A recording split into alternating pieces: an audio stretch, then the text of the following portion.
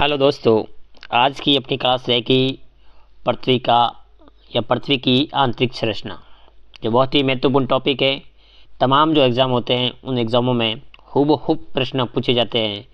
तो मैं आज आपके लिए एक बहुत ही शानदार जानदार क्लास लेकर आया हूँ और इस क्लास से डेफिनेटली चाहे RS हो, फर्स्ट ग्रेड हो, रीट हो, तमाम एग्ज़ाम हो, कांस्टेबल वगैरह, लैब असिस्टेंट हो, तमाम एग्ज़ामों में प्रश्न पूछे जाते हैं। तो लीजिए अपन क्लास को स्टार्ट करते हैं बिना देरी करते। पहला टॉपिक है पृथ्वी की आंतरिक संरचना। पृथ्वी की आंतरिक संरचना के बारे में अपन जानेंगे कि पृथ्वी का किस प्रकार से पृथ्वी की आंतरिक संरचना है, पृथ्वी की बाहरी संरचना कैसे है, पृथ्वी की गहराई कितनी है, क्या व्यास है, क्या त्रिज्या है, तमाम जानकारी अपन इस क्लास में देखेंगे। तो लीजिए अपन बिना देरी करते क्लास स्टार्ट करते हैं। पृथ्वी की प्रकृति के बारे में आप किस प्रकार से अनुमान लगाते हैं? तो प्रकृति का अपन मानते हैं क्रिकेट की जो गेंद होती है, ठोस गेंद, इसी तरह एक पृथ्वी है। और अंदर से पृथ्वी कैसी है? जो कि जो गेंद होती है, गेंद अंदर से कैसी होती है? खोखली होती है, जिस पर चट्टानों की मोटी परत स्थलमंडल है। जिस प्रकार से गेंद के ऊपर जो परत होती है, इसी प्रकार जो अपनी पृथ्वी है, उस पृथ्वी के ऊपर एक मोटी परत है, उसी को अपन स्थलमंडल कहते हैं। क्या आपने कभी टेलीविजन पर या ज्वालामुखी उद्गार दिखाते हुए कभी चित्र को, कभी डायग्राम को देखा है?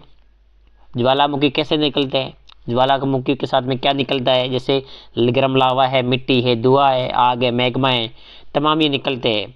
ये कितनी गहराई से आते हैं, क्या उनका रोल होता है, उस तमाम अपन सारे ये जो डाउट्स है उन डाउट्स को क्लियर करेंगे। पृथ्वी के आंतरिक भाग को प्रत्यक्ष प्रमाणों के आधार पर समझा जा सकता है। जो अगर पृथ्वी के आंतरिक भाग को अपन समझना है तो उसके जो प्रत्यक्ष प्रमाण है उसके आधार पर हमको समझना पड़ेगा कि प्रत्यक्ष प्रमाण क्या है। क्योंकि पृथ्वी के आंतरिक भाग न तो कोई पहुंच चुका है और न ही कोई पहुंच सकता। पृथ्वी का जो आंतरिक भाग है, उस पृथ्वी के आंतरिक भाग पर आज तक नहीं तो कोई गया है और नहीं जा सकता। आगे देखिए, पृथ्वी के धरातल का विन्यास मुख्यतः भूगर्भ में होने वाली जो क्रियाओं का या प्रक्रियाओं का परिणाम है। पृथ्वी के जो धरातल पर जो भी अपन को घटना दिखती है, ये भूगर्भ पृथ्वी के अंदर से जो प्रक्रिया होती है, हलचल होती है, उसी का ये परिणाम है। उसके प्रक्रिया के लिए दो बल कार्य करते हैं। वो बल कौन कौन से हैं? तो एक तो है बहिर्जात बल और एक है अंतर्जात बल, जो बहुत ही महत्वपूर्ण ये बल पृथ्वी की आंतरिक और बाहरी शक्तियों में काम करते हैं। उसके बाद देखिए, प्रक्रिया लगातार भूदृश्य को आकार देती रहती है। अंतर्जात प्रक्रिया को प्रभाव को अनदेखा किसी भी तरह क्षेत्र की भू आकृति को प्रकृति को समझना अधूरा होगा। अगर अपन किसी भी आकृति या किसी भी क्षेत्र की स्थिति को अपन समझना है तो इसके लिए अपन को जो अंतर्जात बल है, प्रक्रिया है, उसको अपन अनदेखा नहीं कर सकते। उसको अपन बिना उसको साथ लिए किसी भी भू आकृति की घटना को अपन नहीं ले सकते। इसलिए किसी भी स्थिति को जानने के लिए अपन को अंतर्जात और बहिर्जात दोनों बलों की आवश्यकता होती है। तो प्रश्न बनता है कि पृथ्वी की जो भूगर्भ की जो हलचल होती है उसमें कौन कौन से बल कार्य करते हैं? तो एक तो बल होता है बहिर्जात और एक होता है अंतर्जात। उसके बाद देखिए, मानव जीवन मुख्य अपने क्षेत्रीय भू आकृति से प्रभावित होता है। इसलिए भूदृश्य के विकास को प्रभावित करने वाले सभी कारकों के विषय में जानना आवश्यक है। यह समझने के लिए पृथ्वी में कंपन क्यों होता है, अपन को यह समझना है कि पृथ्वी के जो आंतरिक भाग में या पृथ्वी के भाग में कंपन क्यों होता है, सुनामी कैसे आती है, ये सारे डाउट्स अपन देखेंगे कि सुनामी कैसे आती है, कंपन क्यों होता है, किस कारण कंपन होता है। ये जरूरी है कि हमें पृथ्वी की आंतरिक संरचना का विस्तृत ज्ञान हो। ये तभी हम बता सकते हैं कि कंपन क्यों आता है, और सुनामी कैसे पैदा होती है। ये तभी अपन उसके डाउट्स को क्लियर कर सकते हैं जब पृथ्वी की आंतरिक भाग को अपन जानेंगे कि पृथ्वी का आंतरिक भाग कैसा है, किस प्रकार से ये घटनाएं होती है। हमें पृथ्वी की आंतरिक संरचना का विस्तृत ज्ञान हो। पिछली अध्याय में आपने पढ़ा, पिछली जो अपनी क्लास में देखा था, वो क्या देखा था? पृथ्वी के निर्माण करने वाली जैसे भूपट्टी है, क्रस्ट है और कोर है। क्योंकि जो पृथ्वी के निर्माण करने के लिए इस प्रकार अपन डायग्राम देखा था। इस प्रकार से एक डायग्राम था।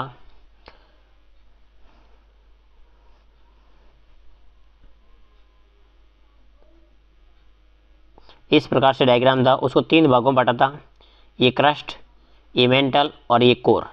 ये पृथ्वी की, जैसे पृथ्वी की ऊपरी भाग, आंतरिक भाग और सबसे पृथ्वी का गहराई वाला सबसे नीचे वाला भाग, इस प्रकार से अपने डायग्राम में देखा था, जो कि पृथ्वी की आंतरिक संरचना के बारे में अपन को बताता है।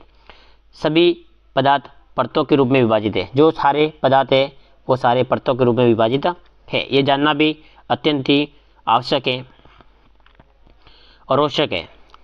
उसके बाद देखिए भूगर्भ की जानकारी के साधन। अब देखिए प्रश्न क्या बनता है कि पृथ्वी की त्रिज्या कितनी है। तो पृथ्वी की त्रिज्या है 6370 किलोमीटर। ये पृथ्वी की त्रिज्या है। कई बार प्रश्न ये परीक्षा एग्जाम में आया हुआ है हुबहू कि पृथ्वी की त्रिज्या बताइए। तो पृथ्वी की त्रिज्या कितनी है? 6370 किलोमीटर। पृथ्वी के आंतरिक परिस्थितियों के कारण यह संभव नहीं है कि कोई पृथ्वी के केंद्र तक पहुंचकर उसका निरीक्षण कर लगे। यह बिल्कुल पॉसिबल नहीं है कि पृथ्वी की गहराई तक जाकर इसका निरीक्षण कर सके, क्योंकि वहाँ पदार्थ का कुछ नमूना प्राप्त कर सके। यह आश्चर्य की बात है कि ऐसी परिस्थितियों में हमें वैज्ञानिक बताने में सूक्ष्म हुई जो भूगर्भिक संरचना है कैसी है, कितनी गहराई पर किस पदार्थ पाए जाते हैं, ये पृथ्वी की आंतरिक संरचना की में हमारी अधिकतर जानकारी को परोक्ष रूप से अनुमानों पर आधारित है। ये सारी जो जानकारी है अपन एक अनुमान के आधार पर ये वैज्ञानिक हैं हमें बताते हैं कि पृथ्वी की गहराई इतनी है, इतने भाग में ये पदार्थ पाया जाता है, उसका आयतन इतना होता है, उसका द्रव्यमान इतना होता है। ये सारी जानकारी अपन को पृथ्वी की जो आंतरिक भाग की है ये एक अनुमान के आधार पर बता सकते हैं, क्योंकि गहराई में आज तक न तो कोई गया और नहीं जा सकता। आगे देखिए प्रत्यक्ष स्रोत। पृथ्वी की आंतरिक भाग की जो जानकारी हमें देते हैं उसमें प्रत्यक्ष स्रोत क्या है। तो सबसे महत्वपूर्ण प्रत्यक्ष स्रोत क्या है? देखिए पृथ्वी के सबसे आसानी से उपलब्ध ठोस पदार्थ धरातलीय चट्टानें। पृथ्वी की जो आसानी से अपन सबसे उपलब्ध होता है वो है ठोस पदार्थ। जो हमें धरातल से उपलब्ध होता है वो चट्टानें क्या होती है? चट्टानें। चट्टानें कैसे है? प्रत्यक्ष पदार्थ है, प्रत्यक्ष स्रोत है। हम खनन क्षेत्रों में देखते हैं कि दक्षिणी अफ्रीका की सबसे बड़ी जो सोने की खान है और सबसे गहरी खान है विश्व की, कौन सी है? जो कि दक्षिणी अफ्रीका के सोने की खान जो कि 3 से लेकर 4 किलोमीटर गहरी है। इससे अधिक गहराई में जा पाना संभव नहीं है। आज तक इससे अधिक कोई गहराई वाली खान नहीं है। तो वेरी वेरी इंपॉर्टेंट प्रश्न है कि दुनिया की सबसे गहरी खान कहाँ पर है और कितने किलोमीटर है? तो दक्षिणी अफ्रीका में है। सोने की खान है, 3 से लेकर 4 किलोमीटर गहरी है। खनन के अतिरिक्त वैज्ञानिक विभिन्न परियोजनाओं के अंतर्गत पृथ्वी की आंतरिक स्थिति को जानने के लिए परपट्टी की गहराई तक छानबीन कर रहे हैं।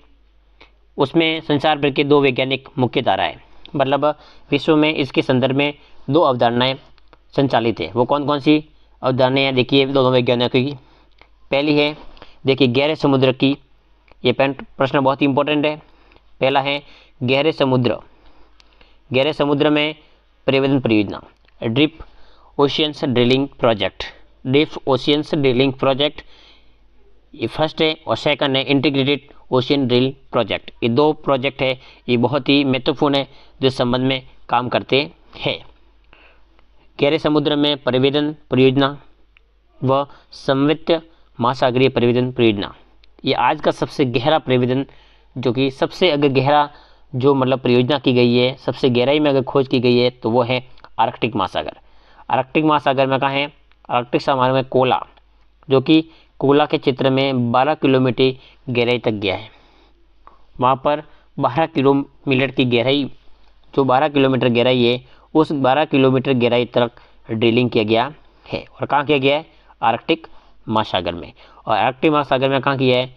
तो कोला। कहाँ किया है? कोला। कितना किलोमीटर है? तो 12 किलोमीटर।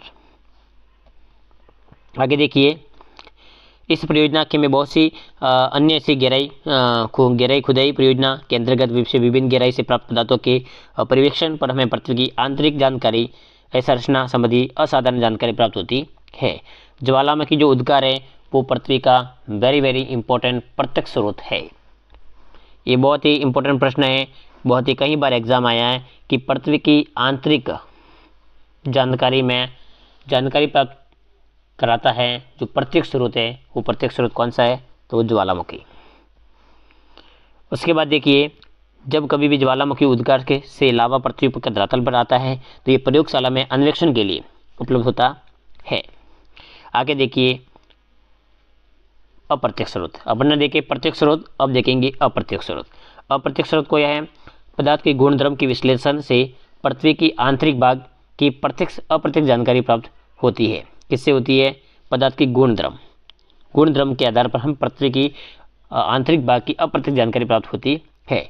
खनन क्रिया से हमें पता चलता है कि पृथ्वी की धरातल की गहराई में, जब पृथ्वी की खनन क्रिया से हमें पता चलता है कि जैसे जैसे अपन पृथ्वी की गहराई के बढ़ने के साथ तापमान व दबाव में वृद्धि होती है। जैसे जैसे अपन पृथ्वी की गहराई में जाते हैं वैसे वैसे दाब ताप दोनों में क्या होती है? वृद्धि होती है। उसके बाद गहराई के बढ़ने के साथ पदार्थ के घनत्व भी बढ़ता है। दाब के बढ़ने के साथ तापमान के बढ़ने के साथ साथ में घनत्व भी बढ़ता है। उसके बाद में तापमान दबाव व घनत्व में परिवर्तन की दर को आंका जाता है। उसकी पृथ्वी की कुल मोटाई को ध्यान में रखते हुए वैज्ञानिकों ने विभिन्न गहराई के पदार्थ के तापमान दबाव व घनत्व के मान को अनुमानित किया है। मतलब जैसे जैसे वैज्ञानिकों ने गहराई में गए, उस गहराई में अलग अलग तापमान दिखा, वन को अलग घनत्व दिखा और अलग अलग दबाव दिखा, उसको भी अलग अलग भागों में बांटा है वैज्ञानिकों ने।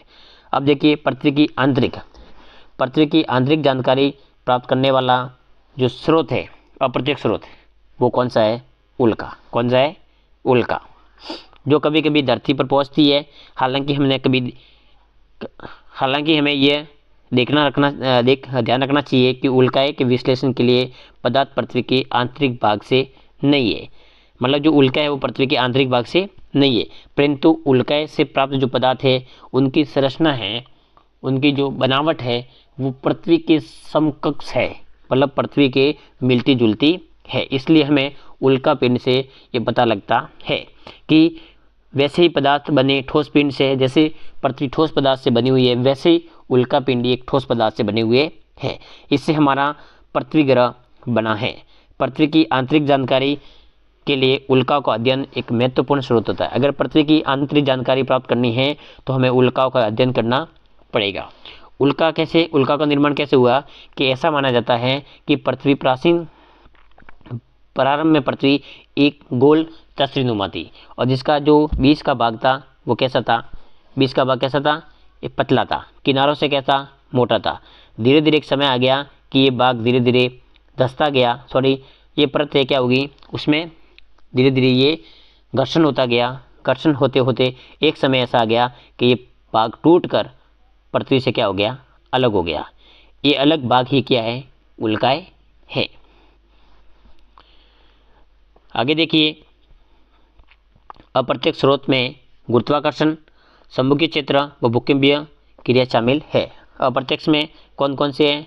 उल्काएं हैं, गुरुत्वाकर्षण है, उसके बाद में गुरुत्वाकर्षण है, उसके बाद चुंबकीय क्षेत्र है और भूकंप, ये क्रिया इसमें शामिल होती है। पृथ्वी के धरातल पर विभिन्न प्रकार के अक्षांशों पर गुरुत्वाकर्षण बल समान होता नहीं। इस बात का भी ध्यान रखना है कि जो अक्षांश है उस अक्षांशों पर भी गुरुत्वाकर्षण बल है वो समान होता नहीं है।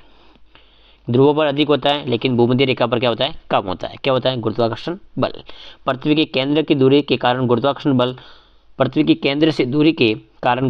बल ध्रुवों पर अधिक, भूमध्य रेखा पर कम। वेरी वेरी इंपॉर्टेंट है।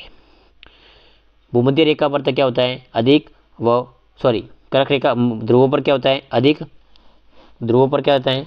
अधिक होता है और भूमध्य रेखा पर क्या होता है? कम होता है। कम क्या होता है? गुरुत्वाकर्षण बल। उसके बाद देखिए गुरुत्व का मान पदार्थ के द्रव्यमान के अनुसार बदलता है। जो गुरुत्व का मान होता है वो पदार्थ के द्रव्यमान होता है उसके अंदर बदलता है। पृथ्वी के भीतरी पदार्थों का असमान वितरण भी इस विभिन्नता को प्रभावित करता है। अलग अलग स्थानों पर गुरुत्वाकर्षण की विभिन्नता अनेक अन्य कारकों को भी प्रभावित करता है। अलग अलग स्थान होते हैं, उस अलग अलग स्थान पर गुरुत्वाकर्षण भिन्न होता है और अनेक भिन्नता उसके कारक भी उसको प्रभावित करते हैं। उसी भिन्नता को अपन गुरुत्वीय विसंगति कहते हैं, ग्रेविटी एनोमलीज कहते हैं। गुरुत्वीय विसंगति किसे कहते हैं? ये प्रश्न कई बार एग्जाम में आता है। तो अलग अलग स्थानों पर गुरुत्वाकर्षण की क्या होती है? विभिन्नता, और विभिन्न क्या होते हैं? अन्य कारक उसे क्या करते हैं? प्रभावित करते हैं। उसी को अपन गुरुत्वीय विसंगति कहते हैं। उसे गुरुत्वीय विसंगति हमें भूपट्टी के पदार्थ के द्रव्यमान की वितरण की जानकारी देती है। जो गुरुत्वीय विसंगति होती है वो हमें भूपट्टी के पदार्थ के द्रव्यमान वितरण की जानकारी हमें देती है, इस बात को भी ध्यान रखें। पर चुंबकीय क्षेत्र पर चुंबकीय सर्वेक्षण भी भूपट्टी के चुंबकीय पदार्थ के वितरण की जानकारी देते हैं। और भूकंपीय गतिविधि पृथ्वी की जो भूकंपीय गतिविधि होती है वो पृथ्वी की आंतरिक जानकारी का एक महत्वपूर्ण स्रोत है।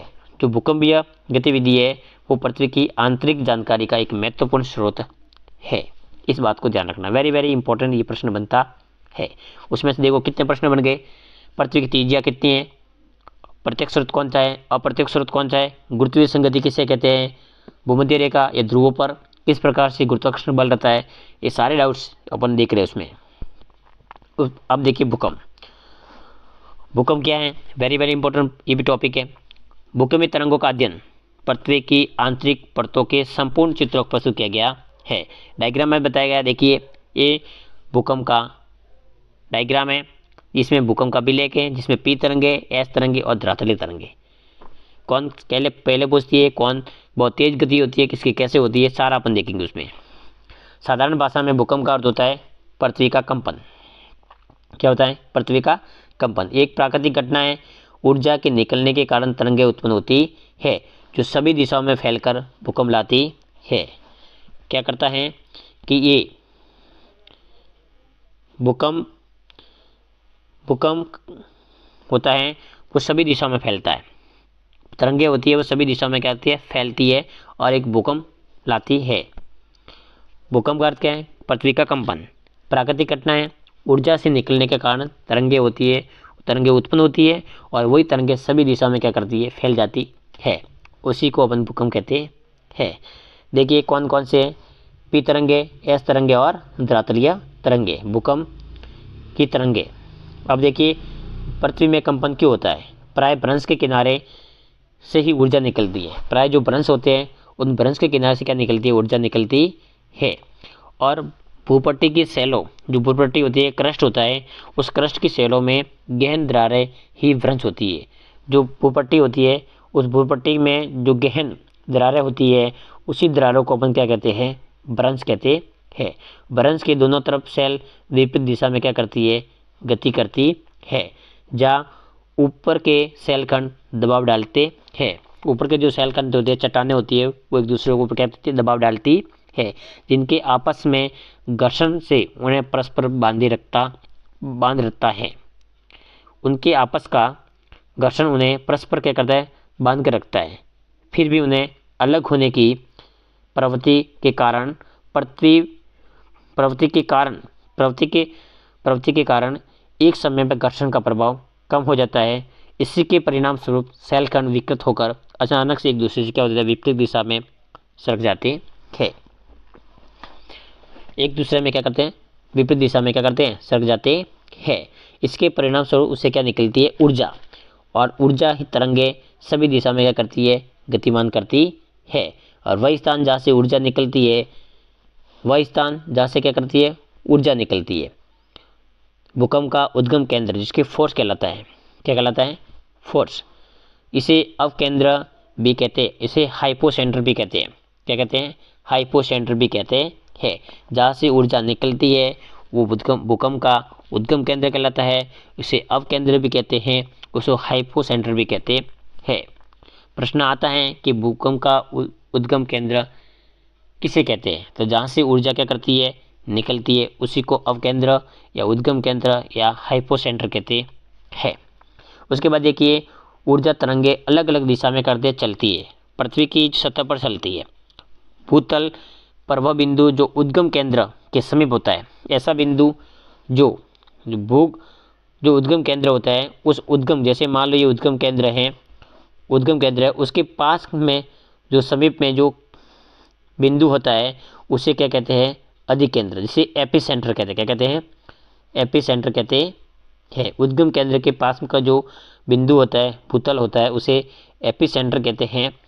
अधिकेंद्र पर सबसे पहले तरंगे महसूस की जाती है। सबसे पहले जो तरंगे महसूस की जाएगी वो कहाँ की जाएगी, अधिकेंद्र पर, एपिसेंटर पर। अधिकेंद्र उद्गम केंद्र के ठीक ऊपर 90 डिग्री के कोण पर होता है। वेरी वेरी इंपॉर्टेंट प्रश्न है। उद्गम जो उद्गम अधिकेंद्र के सबसे पहले महसूस करते हैं और अधिकेंद्र के उद्गम केंद्र के समीप ऊपर जो 90 डिग्री का कोण होता है, मतलब 90 डिग्री कोण पर क्या होता है, उद्गम केंद्र होता है। आगे देखिए भूकंपीय तरंगे कौन कौन से तरंगे हैं। सभी प्राकृतिक भूखंड स्थल मंडल लिथोस्फीयर, स्थल मंडल को इंग्लिश में कहते हैं लिथोस्फीयर। क्या कहते हैं, लिथोस्फीयर। कई बार स्थल मंडल न देकर हिंदी में लिथोस्फीयर भी दिया जाता है, इस बात को भी ध्यान रखें। उसके बाद देखिए स्थल मंडल पृथ्वी धरातल से 200 किलोमीटर की गहराई वाले भाग को कहते हैं। मतलब ये डायग्राम है पृथ्वी का,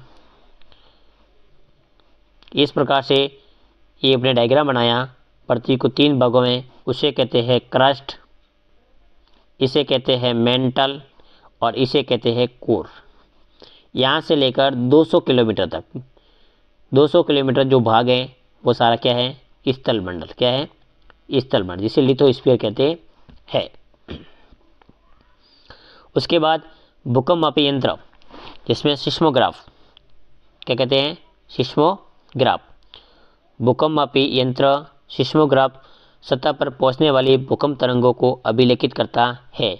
भूकंप यंत्र का क्या नाम है, तो उसको कहते हैं सिस्मोग्राफ। क्या कहते हैं, सिस्मोग्राफ।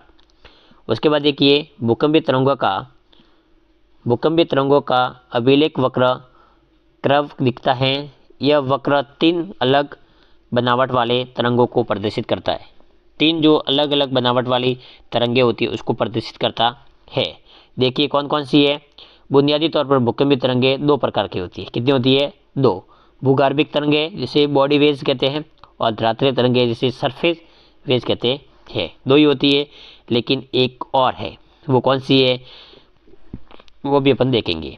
भूगर्भिक तरंगे उद्गम केंद्र से ऊर्जा के मुक्त होने के दौरान तक पैदा होती है। जो भूकंपीय तरंगे होती है वो भूकंपीय उद्गम केंद्र से ऊर्जा के मुक्त होने तक पैदा होती है। पृथ्वी के अंदरूनी भाग से होकर सभी दिशाओं में आगे बढ़ती है, इसलिए उसे भूगर्भिक तरंगे कहते हैं। आगे देखिए भूगर्भिक तरंगों व धरातलीय शैलों के मध्य अन्योन्य क्रिया होती है। जो भूगर्भिक तरंगे होती है और धरातलीय शैलें होती है, उसके मध्य क्या होती है, अन्योन्य क्रिया होती है। नई तरंगे उत्पन्न होती है, इन्हें धरातलीय तरंगे कहा जाता है, जिसे सरफेस तरंगे कहा जाता है। भूगर्भिक तरंगे व धरातलीय शैलों के मध्य क्या होती है, अन्योन्य क्रिया। इसके कारण एक नई तरंग उत्पन्न होती है, उसी को धरातलीय तरंग कहते हैं। ये तरंगे धरातल के साथ साथ चलती है। तरंगों का वेग अलग अलग घनत्व वाले पदार्थ से गुजरने पर परिवर्तित होता है। वेरी वेरी इंपॉर्टेंट प्रश्न है। जैसे जैसे अलग अलग भागों से, पदार्थों से या घनत्व से तरंगे गुजरती है, उनके पदार्थ में, उसमें दिशा में क्या जाता है, परिवर्तन आ जाता है। उसके वेग में भी क्या आता है, परिवर्तन आ जाता है। पदार्थ के घनत्व में विभिन्नता होने के कारण परावर्तन रिफ्लेक्शन या आवर्तन रेफ्रैक्शन होता है, जिससे तरंगों की दिशा बदलती है। आवर्तन होता है और परावर्तन होता है। किससे होता है, पदार्थ के घनत्व में विभिन्नता होने के कारण परावर्तन भी होता है और आवर्तन भी होता है। इससे तरंग की दिशा क्या करती है, बदलती है। अब देखिए भूगर्भिक तरंगे 2 प्रकार की होती है। भूगर्भिक तरंगे एक तो होती है पी तरंगे। पहले अपन देखिए भूगर्भिक तरंगे कितनी होती है, 2। एक तो होती है भूगर्भिक तरंगे, एक तो होती है भूगर्भिक तरंगे, और दूसरी होती है धरातलीय तरंगे। क्या होती है, धरातलीय। 2 ही तरंगे होती है। उसके बाद देखिए आगे भूगर्भीय तरंगे, ये कितने प्रकार की होती है, 2 प्रकार की। कौन सी, पहले देखिए पी तरंगे। कौन सी है, पी तरंगे व कौन सी है, एस तरंगे। 2 प्रकार की तरंगे हैं, एक तो पी तरंग और एक कौन सी है, एस तरंग। 2 प्रकार की तरंगे होती है। कितने प्रकार की तरंगे होती है, 2 प्रकार की तरंगे होती है। ये तरंगे पी तरंगे तीव्र गति से चलने वाली होती है। जो पी तरंगे होती है वो तेज गति से चलती है, धरातल पर सबसे पहले पहुंचती है। इसे प्राथमिक तरंगे भी कहा जाता है। पी तरंगे पी तरंगे ध्वनि तरंगे जैसी होती है। पी तरंगे होती है वो ध्वनि जैसी होती है। सबसे पहले पृथ्वी पर धरातल पर पहुंचती है, सबसे तेज गति से चलती है, इसे प्राथमिक तरंग भी कहते हैं। पी तरंग की ध्वनि तरंगे जैसी होती है। यह गैस, तरल व ठोस तीनों दिशा में गुजर सकती है। वेरी वेरी इंपॉर्टेंट प्रश्न है। ऐसी कौन सी जो तरंगे वो तीनों दिशा में गुजरती है, वो है पी तरंगे। कौन सी तरंगे?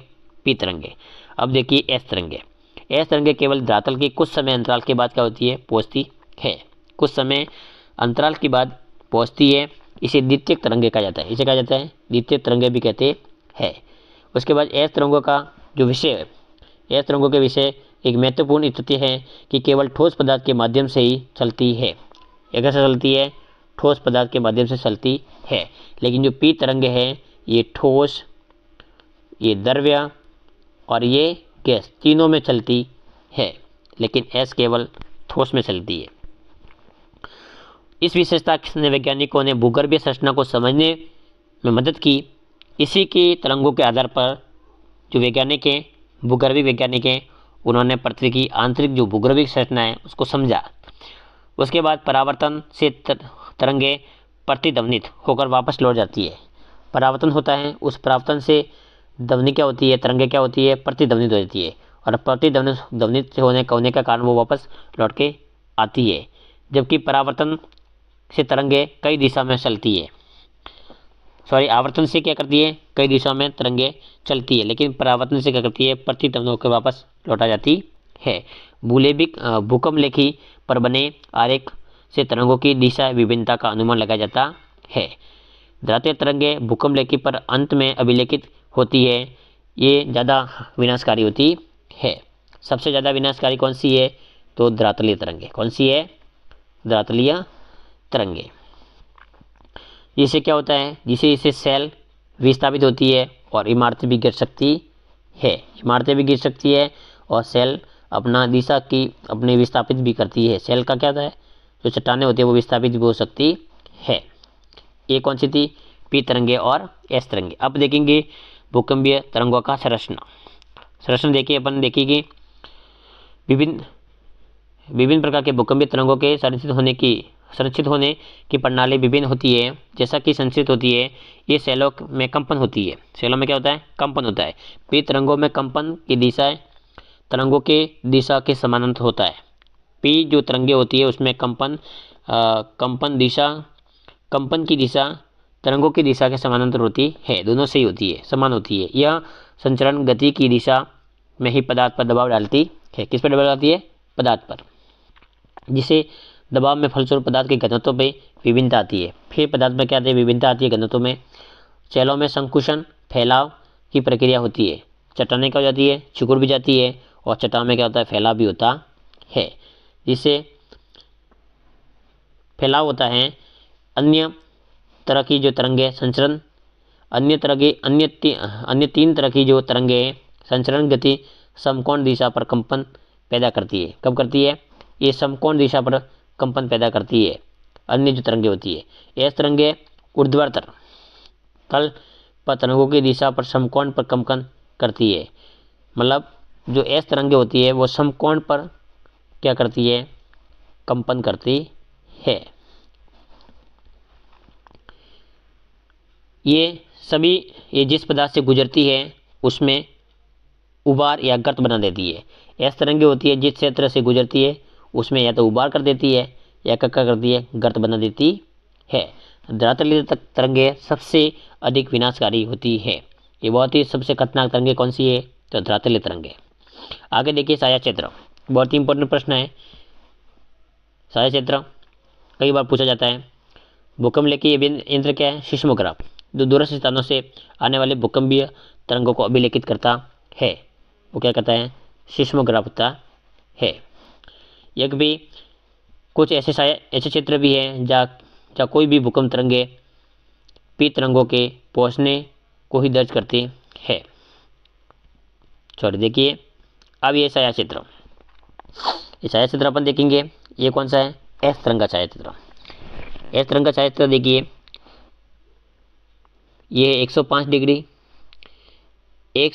डिग्री से 145 डिग्री, 105 डिग्री से लेकर 145 डिग्री तक जो प्रत्यक्ष पी तरंगों का अभाव है। यहाँ पर पी तरंगों क्या होती है, अभाव होता है। ऐसा इधर कभी होता है और यहाँ से पी तरंगें प्राप्त होती है। ये पी तरंगों का जो छाया क्षेत्र क्या है, 105 से लेकर 145 डिग्री तक। उसके बाद ये एस तरंगें, ये क्रोड, मतलब तीनों भाग से होकर क्या करती है, गुजर रही है। मैंने आपको पहले भी बताया है, जो पी तरंगें होती है वो ठोस, द्रव और गैस तीनों दिशाओं से या तीनों भागों से होकर गुजरती है। उसके बाद देखिए आगे एस तरंग का छाया क्षेत्र। एस तरंग का छाया क्षेत्र देखिए, एस तरंग केवल 105 डिग्री तक क्या करती है, चलती है। उसके बाद क्या कर जाती है, उसके बाद वो जो ठोस भाग होता है 105 डिग्री तक वहाँ तक ही चलती है। उसके बाद ये पूरा उसका छाया क्षेत्र है एस तरंग का। तो अपन डायग्राम के माध्यम से देख लिया कि किस प्रकार से छाया क्षेत्र है। अब देखिए अभिलेखित नहीं होती है, ऐसे क्षेत्र को अभिलेखित छाया क्षेत्र का जिसे शैडो जोन कहते हैं। विभिन्न भूकंपीय घटनाओं का अध्ययन हमें पता चलता है कि एक भूकंप का छाया क्षेत्र दूसरे भूकंप के छाया क्षेत्र से सर्वदा भिन्न होता है। एस तरंगे पी तरंगों का छाया क्षेत्र प्रदर्शित किया गया है। देखा है कि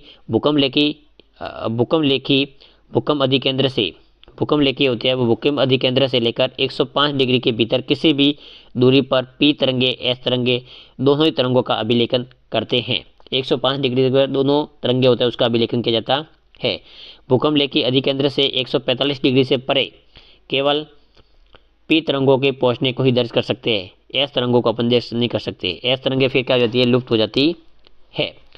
पी तरंगे होती है वो 145 डिग्री के बाद भी अपन उसको अध्ययन कर सकते हैं, लेकिन एस तरंगों अपन नहीं कर सकते हैं। वैज्ञानिकों का मानना है कि भूकंप अधिकेंद्र से 105 डिग्री से लेकर 145 डिग्री के बीच का जो क्षेत्र होता है, इसे भूकंपीय कोई भी भूकंपीय तरंग अभिलेखित नहीं होती है। 105 से लेकर 145 के डिग्री बीच के में भी ये पी तरंग का छाया क्षेत्र है। यहाँ पर भी अपन भूकंप जो पी तरंगों का जो भूकंपीय तरंगे होती है वो अभिलेखित अपन नहीं कर सकते, एस तरंगे भी हो या पी तरंगे भी हो। लेकिन एस तरंगे 105 के बाद तो अपन उसको अभिलेखित कर ही नहीं सकते, लेकिन जो पी तरंगे हैं उसको 105 145 डिग्री के बीच में अभिलेखित नहीं कर सकते, ये उसका छाया क्षेत्र है। उसके बाद दोनों प्रकार की तरंगे के लिए छाया क्षेत्र शैडो जोन 105 के परे पूरे क्षेत्र एस तरंगे नहीं पहुँचती है। एस तरंगों का छाया क्षेत्र 105 के बाद में एस तरंगे नहीं पहुँचती है। एस तरंगों का छाया क्षेत्र पी तरंगों छाया क्षेत्र से विस्तृत है। भूकंप अधिकेंद्र के 105 से 145 डिग्री के पी तरंगों का छाया क्षेत्र एक पट्टी बैंड के रूप में पृथ्वी के चारों तरफ प्रतीत होता है। एस तरंगों का छाया क्षेत्र केवल विस्तार में बड़ा है, परंतु ये पृथ्वी के 40% भाग पर अधिक है। अगर आपको भूकंप अधिकेंद्र का पता हो तो आप किसी भी भूकंप का छाया क्षेत्र रेखांकित कर सकते हैं। तो गाइस ये दोनों ज्ञात है छाया क्षेत्र, बहुत इंपॉर्टेंट टॉपिक है ये। अब देखिए भूकंप के प्रकार, किस प्रकार से भूकंप आते हैं, कौन कौन से भूकंप आते हैं। पहला देखिए सामान्य विवर्तनिक टेक्टोनिक भूकंप अधिक आते हैं। कौन से भूकंप आते हैं, विवर्तनिक भूकंप। ये भूकंप भ्रंशतल के किनारे चट्टान के सरक जाने के कारण उत्पन्न होते हैं। चट्टान होती है, ऐसे पास चट्टान होती है, लेकिन आपस में क्या जाती है, सरक जाती है, ये ऊपर चढ़ जाती है, इसी कारण भूकंप आता है। आगे देखिए एक विशिष्ट वर्ग के विवर्तनिक भूकंप को कहते हैं ज्वालामुखी जन्य। क्या कहते हैं, ज्वालामुखी, जिसके वॉल्केनिक कहते हैं भूकंप समझा जाता है। ये भूकंप अधिकांश सक्रिय ज्वालामुखी क्षेत्रों में आते हैं। जहाँ पर सक्रिय ज्वालामुखी होते हैं वहाँ पर भूकंप आते हैं, जिसे ज्वालामुखी जन्य भूकंप कहते हैं। उसके बाद देखिए तीसरा, खनन क्षेत्र में कभी कभी अत्यंत खनन कार्य से जो भूगर्भ खननों की सतह को क्या जाती है, ढह जाती है, जिससे हल्के झटके भी महसूस किए जाते हैं, जिसे क्लप्स क्या कहते हैं, नियात भूकंप कहते हैं। तो कहते कौन सी होगी, विवर्तनिक भूकंप। उसके बाद में सक्रिय ज्वालामुखी जन्य भूकंप। उसके बाद में नियात भूकंप। और देखिए चौथा कौन सा है, कभी कभी परमाणु या रासायनिक विस्फोट से भूमि क्या होती है, कंपन होती है। इसी तरह के झटकों को विस्फोट एक्सप्लोजन भूकंप कहते हैं। क्या कहते हैं, एक्सप्लोजन भूकंप भी कहते हैं। 4 प्रकार के हो गए।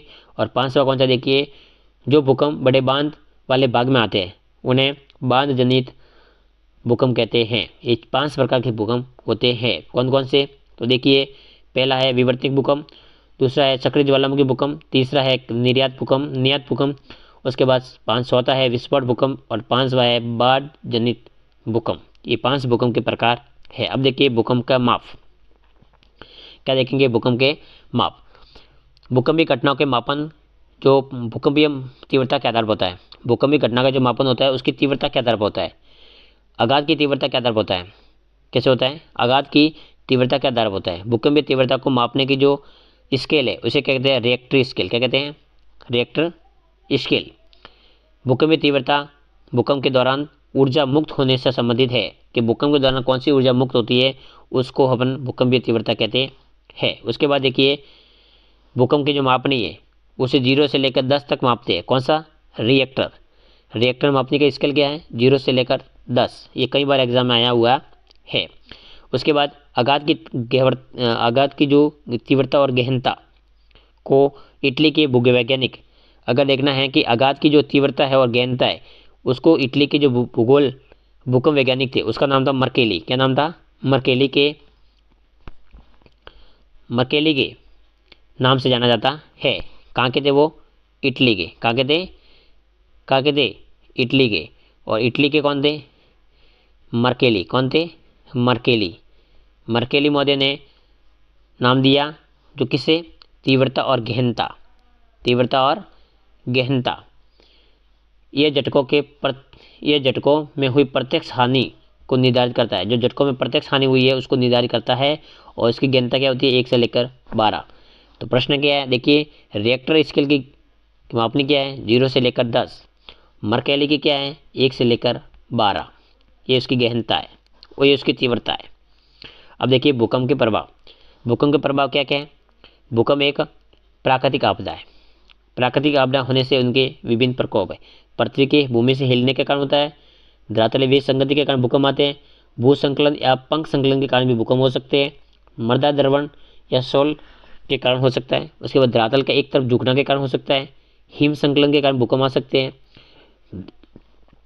धरातलीय विस्थापन के कारण भूकंप आ सकते हैं, बांध या तटबंध के टूटने से या बाढ़ के कारण भी भूकंप आ सकते हैं, और आग लगने के कारण भूकंप आते हैं। इमारतों का टूटना या ढांचों का ध्वस्त हो जाना इससे कारण भी भूकंप आते हैं।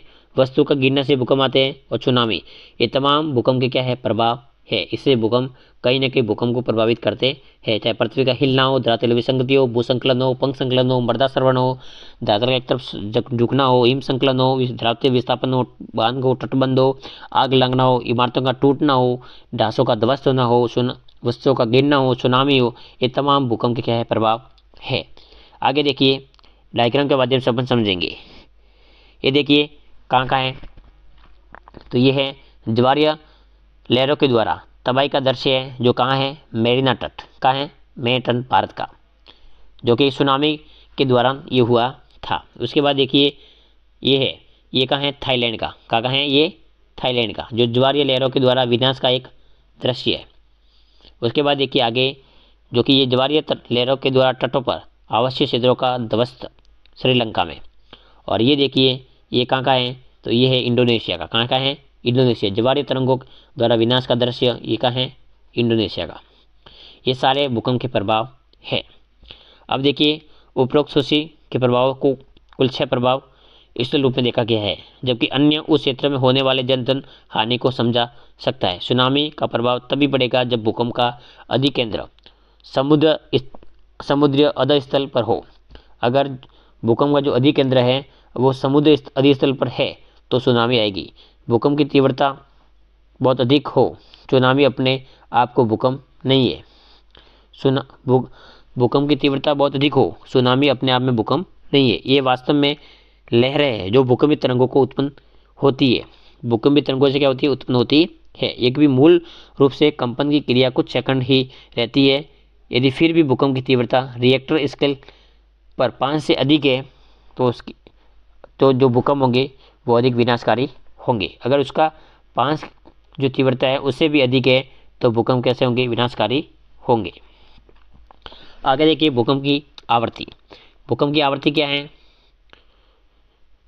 भूकंप की आवृत्ति देखिए भूकंप एक प्राकृतिक आपदा है। कैसी आपदा है? अप्राकृतिक आपदा है। भूकंप के झटकों से जन धन की हानि होती है। फिर भी ऐसा नहीं है कि विश्व के सभी भागों में बहुत तीव्र भूकंप आते हैं। केवल इसी वही क्षेत्र है जहाँ भ्रंश के समीप है, जो भ्रंश के समीप है वह भूकंप ज़्यादा तीव्र आते हैं, झटके तीव्र महसूस होते हैं। हमें ज्वालामुखी व भूकंप के वितरण अगले अध्याय में उसको बेहतर ढंग से हम पढ़ने का प्रयास भी करेंगे। पर देखा गया है कि रिएक्टर स्केल पर 8 से अधिक, प्राय जो रिएक्टर स्केल है उस रिएक्टर स्केल से 8 से जो अधिक तीव्रता वाले भूकंप आने की संभावना बहुत ही क्या है, बहुत ही कम होती है। वेरी वेरी इंपॉर्टेंट है। मतलब 8 से अधिक जो तीव्रता वाले भूकंप है वो आने की बहुत ही कम संभावना है। लेकिन एक या दो वर्षों में एक बार आते हैं, जबकि हल्के भूकंप हर 1 मिनट में पृथ्वी के किसी न भाग में महसूस किए जाते हैं। अब देखिए पृथ्वी की आंतरिक संरचना, बहुत ही इंपॉर्टेंट है ये भी। पृथ्वी की आंतरिक संरचना, जिसमें इस प्रकार से डायग्राम दिया हुआ है, ये पृथ्वी की आंतरिक संरचना से संबंधित है। ये डायग्राम देखिए, इस प्रकार से डायग्राम आएगा। ये ऊपर का भाग उसे कहते हैं क्रस्ट, ऊपर का ये भाग है, ये है क्रस्ट। उसके बाद ये है पूरा मेंटल और नीचे का है कोर। ये 3 भाग हैं। टोटल उसकी गहराई कितनी है? 6370 किलोमीटर। क्या है? 6378 किलोमीटर, सॉरी। आगे देखिए पृथ्वी की आंतरिक संरचना। अपन देखेंगे पहला क्रस्ट देखेंगे। यह ठोस पृथ्वी का सबसे बाहरी भाग है, जो बहुत ही भंगुर भाग है, जल्दी से टूट जाने की प्रवृत्ति पर है। भूपट्टी की मोटाई महाद्वीप और महासागरों पर अलग अलग होती है। महासागरों में भूपट्टी की मोटाई और महाद्वीपों की तुलना में क्या है? कम है। महासागरों में भूपट्टी की मोटाई है वो महाद्वीपों की तुलना में क्या है? कम है। महासागरों के नीचे उसकी मोटाई औसतन देखी जाती है वो 5 किलोमीटर। कितनी होती है? 5 किलोमीटर। जबकि महाद्वीपों के नीचे उसकी मोटाई कितनी है? 30 किलोमीटर। कितनी है? 30 किलोमीटर। ये भी कई बार एग्जाम में प्रश्न आता है कि महाद्वीप और महासागर के नीचे क्रस्ट की कितनी मोटाई आती है। तो महासागर के नीचे 5 और महाद्वीपों के नीचे 30 किलोमीटर। इस बात को भी ध्यान रखना है। उसके बाद देखिए मुख्य पर्वतीय श्रृंखलाओं के क्षेत्र में मोटाई और अनेक मोटाई भी अधिक है। हिमालय पर्वत श्रेणियों के नीचे भूपट्टी की मोटाई कितनी है? 70 किलोमीटर। जो हिमालय पर्वत है उसके नीचे अगर भूपट्टी की मोटाई देखें तो कितनी है? 70 किलोमीटर। उसके बाद भूपट्टी बारिश चट्टानों से बना है। जो भूपट्टी है ऊपरी भाग है वो बारिश चट्टानों से बना हुआ है। इसका जो घनत्व है वो कितना है? 3 ग्राम प्रति घन सेंटीमीटर। कितना है? 3 ग्राम प्रति घन सेंटीमीटर है। किसका? ये क्रस्ट का। किसका है? ये क्रस्ट का घनत्व। उसके बाद महासागरों के नीचे भूपट्टी जो चट्टानें होती है वो बेसाल्ट से निर्मित होती है। महासागरों के नीचे भूपट्टी की चट्टानें कैसी होती है? बेसाल्ट से निर्मित होती है। और महासागरों के नीचे उसका घनत्व कितना है? 2.7 प्रति घन सेंटीमीटर। कितना है? 2.7 प्रति। महासागरों के नीचे कितना है? 3 और महाद्वीपों के नीचे कितना है? 2.7 प्रति घन सेंटीमीटर। देखिए डायग्राम भूपट्टी 0 से लेकर 100 किलोमीटर। उसके बाद उसके बीच में देखिए ये दुर्बलता मंडल आता है। सर्वाधिक स्थलमंडल भूपट्टी का ऊपरी भाग सर्वाधिक कैसा होता है? ठोस।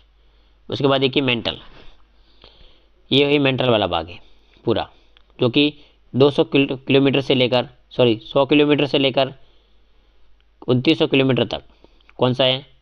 ये है मेंटल। और 2900 किलोमीटर से लेकर कितना है? 6378 किलोमीटर। ये क्या है? ये पूरा क्रोड भाग है। क्या है? क्रोड। क्या है? क्रोड। दोनों को अलग अलग, जो क्रस्ट है उसको भी 2 भागों में बांटा है, मेंटल है उसको भी 2 भागों में बांटा है, और जो कोर है उसको भी 2 भागों में बांटा है। वो भी अपन समझेंगे। देखिए मेंटल देखिए पृथ्वी के भूपट्टी के नीचे वाला भाग क्या है? मेंटल है। भूपट्टी के नीचे वाला भाग क्या है? मेंटल है। यह माओ डिसकंटिन्यूटी से प्रारंभ होकर 2900 किलोमीटर, जो महो असंत्य उससे प्रारंभ होकर 2900 किलोमीटर की गहराई तक ये पाया जाता है। मेंटल का ऊपरी भाग दुर्बलता मंडल, मेंटल का जो ऊपरी भाग होता है उसे दुर्बलता मंडल या एस्टिनोस्फीयर कहा जाता है। क्या कहते हैं? एस्टिनोस्फीयर कहते हैं। ये स्तनों सबसे बना है, जिसका अर्थ है दुर्बलता। स्तनों का अर्थ क्या होता है? दुर्बलता, इसे स्टोनोस्फीयर कहते हैं। क्या कहते हैं? स्टोनोस्फीयर भी कहते हैं। किसे कहते हैं? दुर्बलता मंडल को। स्थल मंडल को क्या कहते हैं? लिथोस्फीयर।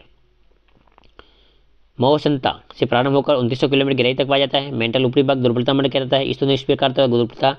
इसका विस्तार 400 किलोमीटर, जो दुर्बलता मंडल है उसका विस्तार कितना होता है? 400 किलोमीटर आका गया है।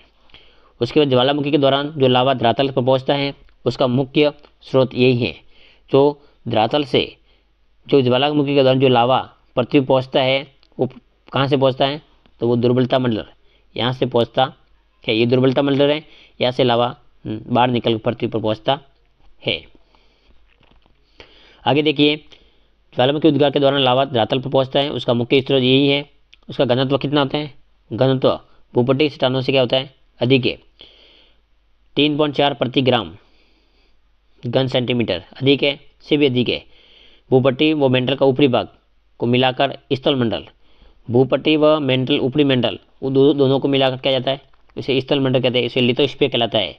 उसकी मोटाई 100 से 10 से लेकर 200 किलोमीटर तक होती है, 20 पाई जाती है। निचले मेंटल का विस्तार दुर्बलता मंडल के समाप्त होने, निचले मेंटल का जो विस्तार है वो दुर्बलता मंडल के समाप्त होने के बाद तक है। यह ठोस अवस्था में, कौन सी अवस्था में है? ठोस अवस्था में है। कौन सी अवस्था में? ठोस अवस्था में। तो मतलब जो स्थल मंडल है वो कहाँ तक है? तो वो कहाँ तक है? तो वो ऊपरी भूपट्टी से लेकर ऊपरी मेंटल तक। उसके बाद निचले मेंटल ठोस भाग आ जाता है। उसके बाद देखिए क्रोड। कोर क्या होता है? क्रोड, जैसे कि आप पहले इंगित कह चुका है कि भूकंपीय तरंगों के वेग पृथ्वी के क्रोड को समझने की सहायता की है। क्रोड व मेंटल सीमा कितनी है? क्रोड व मेंटल की सीमा 2900 किलोमीटर। कितनी है? 2900 किलोमीटर गहराई तक। बाह्य क्रोड कैसा है? आउटर कोड तरल अवस्था में। आउटर कोड कौन सी अवस्था में? तरल अवस्था में। जबकि आंतरिक कोड इनर कोड है वो कौन सी अवस्था में? ठोस अवस्था में। ये दोनों अलग अलग है। आउटर है वो तरल अवस्था में, इनर है वो ठोस में। उसके बाद देखिए मेंटल व क्रोड की सीमा चट्टानों के घनत्व, मेंटल व क्रोड की सीमा का जो घनत्व होता है वो कितना है? 5 प्रति घन सेंटीमीटर। जो केंद्र में 6300 किलोमीटर गहराई तक घनत्व 13 ग्राम प्रति घन सेंटीमीटर तक हो जाता है। इससे पता चलता है कि क्रोड भारी पदार्थों से मुक्त है, जिसमें निकिल लोहे का बना होता है। जो क्रोड होता है वो Fe फेरस और लोहे से बना होता है, जिसे नीफे कहा जाता है। इसे नीफे की परत कहा जाता है, जिसमें 3 परत होती है। इसमें सियाल सीमा और नीफे, जो नीफे का भाग बना हुआ है कौन सा? क्रोड का। अब देखिए ज्वालामुखी निर्मित स्थल रूप, इसको भी देख लेते हैं अपन।